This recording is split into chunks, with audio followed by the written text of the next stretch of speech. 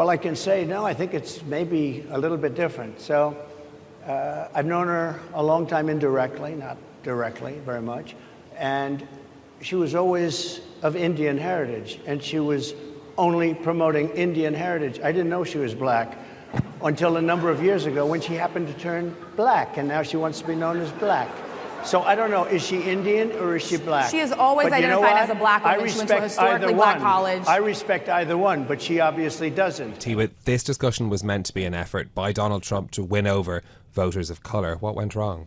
Well, I think you can hear just how much did go wrong at the end of that clip there. His answers did elicit gasps from the crowd. I mean, it was a tense event to say the least. Before it even took place, there were a number of prominent black journalists who actually questioned the decision to invite Trump to what was the National Association of Black Journalists convention in Chicago. And that's because of previous incendiary comments that they say he's made about race.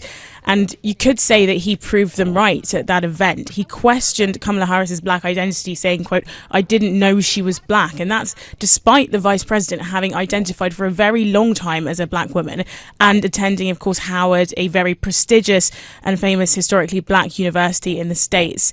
So this was really supposed to be Trump's response to the sort of groundswell of enthusiasm that Harris has seen from voters of color, particularly in the black and Hispanic communities. Trump campaign are really trying to respond to this. He was keeping up with Joe Biden, interestingly, on this measure whilst Biden was in the race. But now the latest Bloomberg poll for July is showing that Harris has the support of 75% of black voters. That's compared to just 19% for Trump. It's very important for both candidates to do well in this measure. Trump partly won his 2016 race actually against Hillary Clinton because fewer black voters turned out to vote. So turnout actually jumped 14% amongst black voters in 2020, and that helped Biden win. So it's obviously a very important measure for both campaigns. How has the Harris campaign responded then? Well, Kamala Harris's response has been quite similar to what we've seen her do thus far. She highlighted the inappropriate nature of the comments quickly. She was actually speaking at a historically black sorority convention in Houston. So she did address the comments. She called the language divisive and she said it was disrespectful. And at the same time, it was consistent with this picture that she's been trying to paint of Donald Trump as being someone that cannot help but to be unreliable, dishonest. She's referred to some of his comments as weird. She said it's the same old show, which really encapsulates the picture she's trying to paint. She also referenced previously when talking about Donald Trump's convictions that she knows Donald Trump's type, and that's something she's trying to drive home to voters.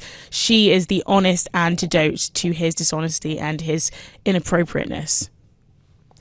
Tiwa, what about what else is being said about this in terms of other commentary after this exchange? Well, on the Democratic side, there's been uproar at these comments. The White House press secretary, Karine Jean-Pierre, said that no one has any right to tell someone who they are or how they identify. And we've also heard from other political figures in the States, like Representative Richie Torres of New York.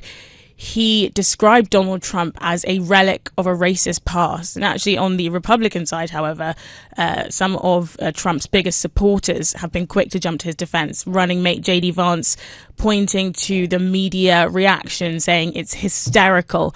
And that's been characteristic of this Trump campaign. They have on numerous occasions described the media reaction as somewhat biased towards them. And it's something that perhaps they'll continue to drive home as the campaign continues.